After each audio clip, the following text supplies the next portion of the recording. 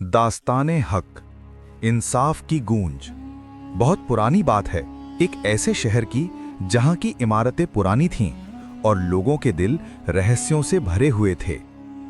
उस शहर के एक अंधेरे कोने में, जहां रोशनी भी दाखिल होने से डरती थी, एक छोटी सी दुकान थी। उस दुकान का कोई चमक दमक वाला बोर्ड नहीं था, बस एक पुरानी लकड़ी पर नीले रंग से लिखा था, दास्ताने हक। लोग कहते थे कि इस दुकान का मालिक बाबा रहमत कोई आम इंसान नहीं है। उसके पास दुनिया की हर वो घड़ी मौजूद थी जो कभी ना कभी रुक गई हो। मगर लोग ये भी कहते थे कि बाबा घड़ियां नहीं, बल्कि इंसान के टूटे हुए ज़मीर की मरम्मत करते हैं।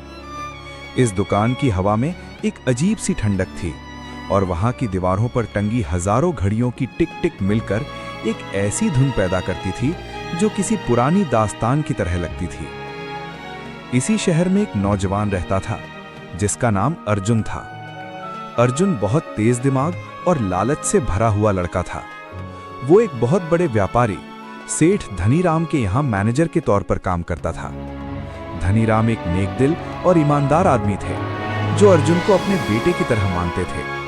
उन्होंने अर्जुन को तब सहारा दिया था जब उसके पास न सिर पर छत थी, न ही पहनने को ढंग के कपड़े।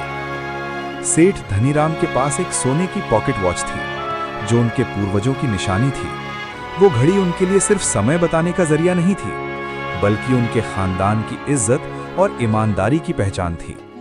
सेठ हमेशा कहते थे कि ये घड़ी तब तक चलती रहेगी जब तक इस घर में हक और सच्चाई का राज रहेगा। अर्जुन की नजरें हमेशा उस घड़ी पर रहती थीं। उसे लगता था कि अगर वो घड़ी उसके पास हो तो उसकी किस्मत बदल जाएगी। लालच एक ऐसी आग है जो सब कुछ जलाकर राख कर देती है। एक रात जब पूरा शहर गहरी नींद में था और बारिश तेज हो रही थी, अर्जुन ने एक खतरनाक फैसला लिया। उसने सेठ धनीराम के केबिन का दरवाजा खोला और वो सोने की घड़ी चुरा ली। इतना ही नहीं, उसने कंपनी के खातों में हेरफेर करके सारा इल्जाम सेठ धनीराम पर डाल दिया। अगले ही दिन पुलिस आई और पूरे शहर के सामने सेठ धनीराम को हथकड़ी पहनाकर ले गई। अर्जुन की साजिश काम कर गई थी। वो अब पूरी कंपनी का मालिक बन चुका था। सेठ धनीराम ने जब जेल जाते समय अर्जुन की तरफ देखा तो उनकी आंखों में गुस्सा नहीं, बल्कि गहरा दुख था। जैसे वे कह रहे हों, बेटा, तुमने सिर्फ पैसा नहीं बल्कि अपना ईमान बेच दिया। लेकिन किस्मत का खेल अभी शुरू हुआ था। जिस पल सेठ धनीराम जेल की कोठरी में दाखिल हुए, वही सोने की घड़ी अचानक रुक गई। अर्जुन ने बहुत कोशिश की, बड़े से बड़े घड़ीसाज को बुलवाया, पर घड़ी की सुइयां हिलने का नाम नहीं ले रही थीं।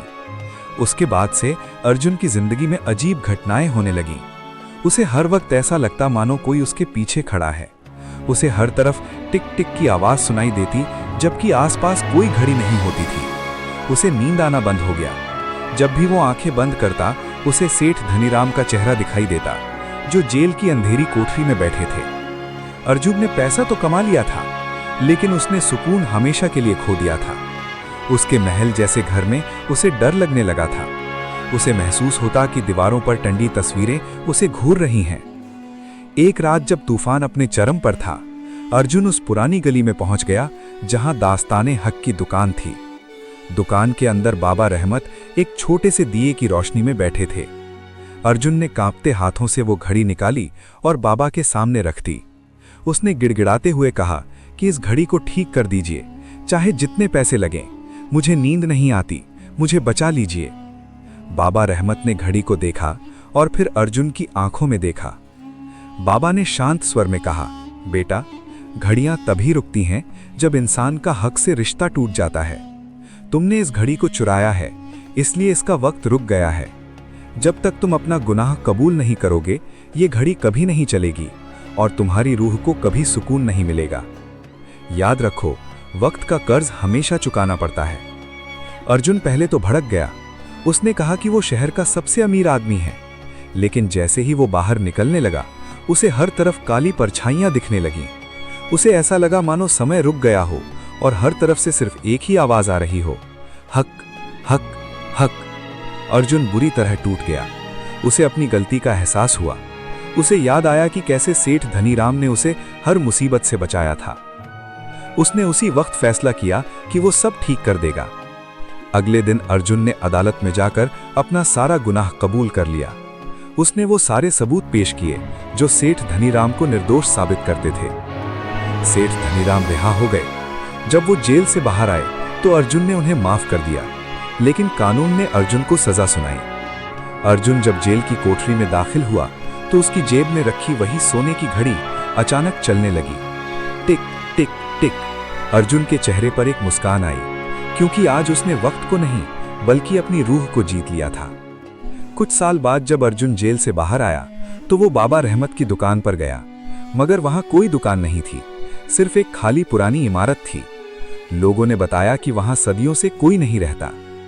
अर्जुन समझ गया कि वो सिर्फ एक रास्ता था जो उसे सच्चाई तक ले गया।